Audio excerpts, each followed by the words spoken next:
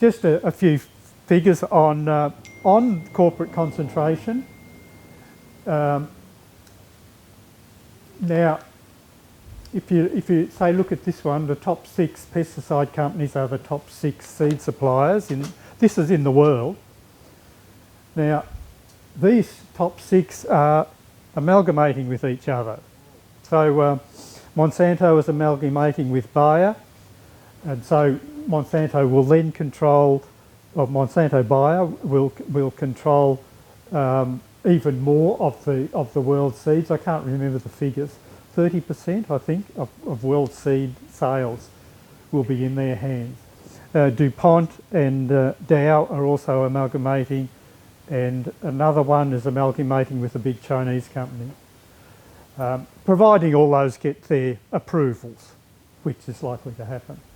I don't have a lot of information about the influence of corporations on governments in Australia in agriculture.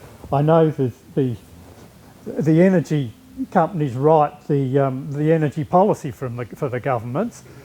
In the United States, there's actually a lot of information there.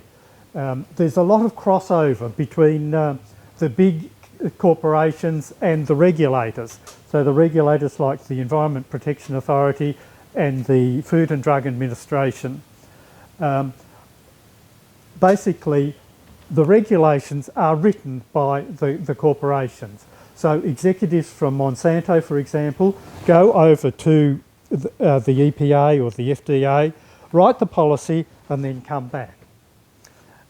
And there's that crossover going on all the time too, but also the big companies are very big donators to the political parties, such that what Monsanto wished from Washington, Monsanto, and by extension the biotechnology industry got. I spend a bit of time in the book talking about technology and research and the paradigms of research. These days, most agricultural research is funded not by governments. Even the CSIRO, which is a government organisation, has to produce a lot of its own income, and it has to produce those income by developing saleable technologies. Sustainable agriculture is not a saleable technology, and so the research doesn't get done in that.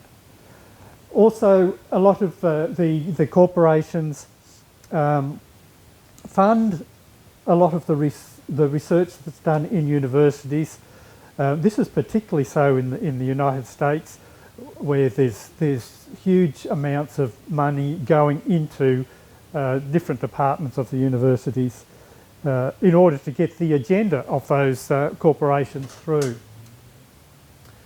And the Canadian Farmers Union did a study that found that technologies actually cost farmers a lot more than the benefit that they get from them. That picture in the corner there, that's from a mural at a cooperative farm in Venezuela.